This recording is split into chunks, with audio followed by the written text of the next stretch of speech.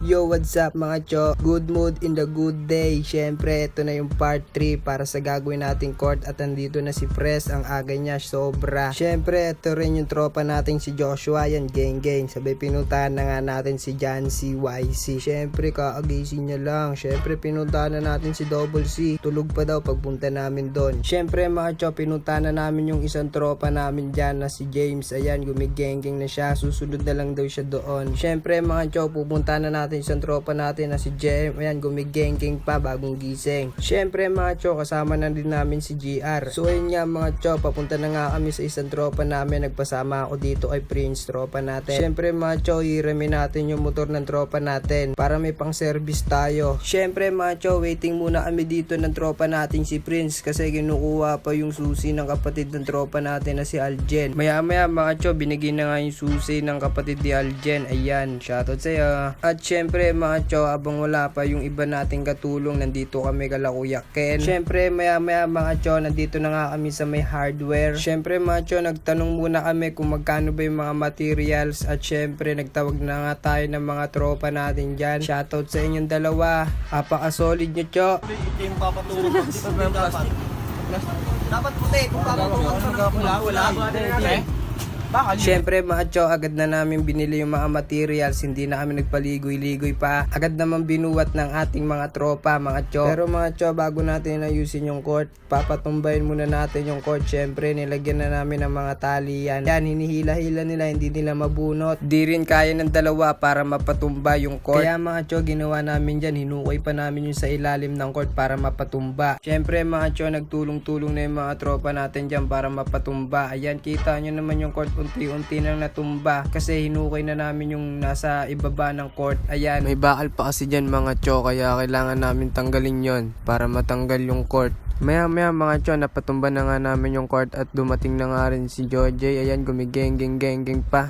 Shoutout natin mga kagawad, pero pasalamatan mo. Salamat nga pala sa kagawad. Nagbusahan sa salamat din kay Kenneth Mugar, Joshua Almonte, Boss Jano, Boss Joel. Salamat sa lahat.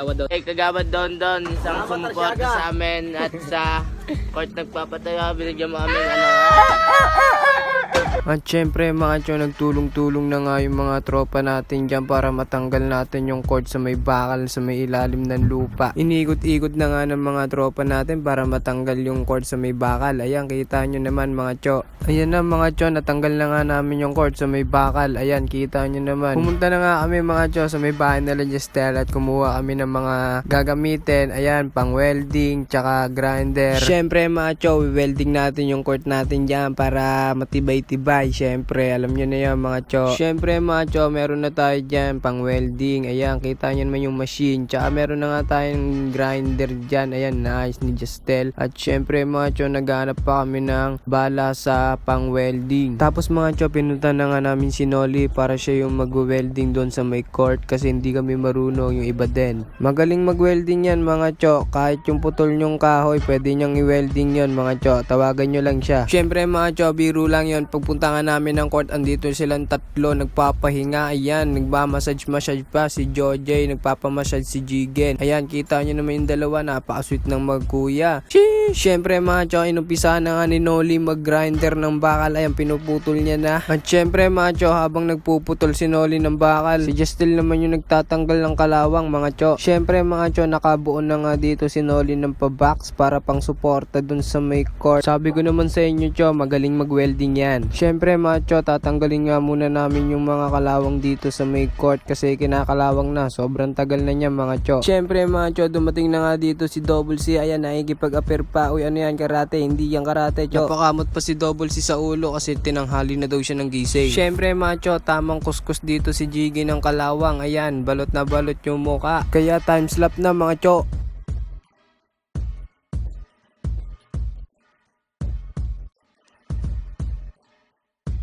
Syempre macho, habang nagtatanggal sila ng kalawang, syempre macho, may inutusan tayo na bumili ng merienda natin macho. Maya macho, tinimpla na nga ni Joji yung juice. At syempre, una yung mga cho natin dyan kakakiskis ng kalawang. Merienda sa mga tropa na hindi tayo wala tayong tayong budget, Cho. Wala tayong budget, Cho. Wala tayong... Maya mga cho, dumating na nga dito si Carmen. Ayan, gumigenging na. Sakto lang yung dating niya mga cho kasi merienda na, break time na. Syempre, papagawin natin yan. Hindi pwedeng hindi siya gagawa. Ayan, nagbabounce pa siya ng ulo mga cho. Syempre mga cho, nagmerienda muna nga yan si Carmen bago natin siya pagpalahin. Maya mga cho, nagpapala na nga si Carmen dito. Ayan, nagalit pa kasi walang magsasako. Ayan mga cho, mga ampas pa nga siya ng pala kasi walang tumutulong sa kanya. Tapos mga cho, hinila niya na nga yung tutulong sa kanya para maghawak ng sako. Ayan, kita niyo naman, nag-timelapse na. Syempre mga cho, kung bago ka pa lang dito sa aming page, ano pang hinihintay mo? I-follow mo na yan at i-like itong video na to at share mo na din to, cho. Syempre mga cho, pagtapos nga ni Carmen magpala, ayan, umalis na nga siya. Yan nga mga cho, nagpaalam na nga si Carmen kasi may pasok pa daw siya. Kaya agad na namin siyang pinaalis, syempre, para sa work niya. Syempre mga cho, dumating na nga dito si Boss Joel. Ayan, nakikipagkwentuhan tungkol doon sa may gagawing court. At syempre mga cho, nagtulong-tulong na nga yung mga tropa natin dyan magbuhat ng court kasi ililipat yung court doon sa may bahay na La Justel. Ayan mga cho, kita nyo naman kung gaano sila arame para magbuhat ng court. Ayan, para din naman sa kanila tong court. Pangkalahatan lang din naman to cho, at hindi lang ito pang sarili lamang at hindi rin ito pang sa amin lang para makapaglaro lamang. Para to sa lahat mga cho, para pag naayos to lahat ay makakalaro. At so yun nga mga cho, natid na nga nila yung court doon sa may bahay na La Justel. Syempre mga cho, mas lalo pang dumami yung tumulong sa amin para mabuo na yung court. Ayan, makikita nyo dyan cho, ang daming nakaalalay kasi winiwelding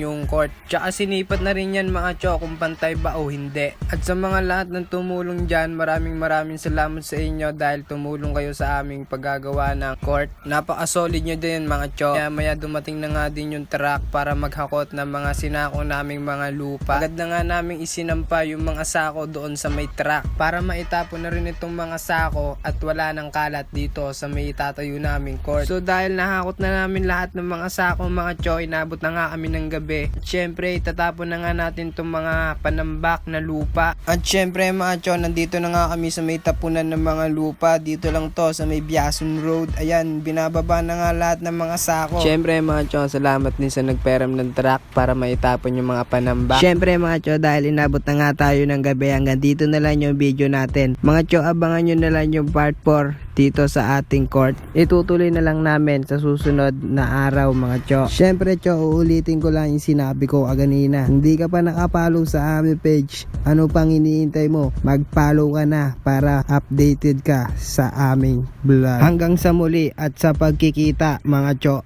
Pow!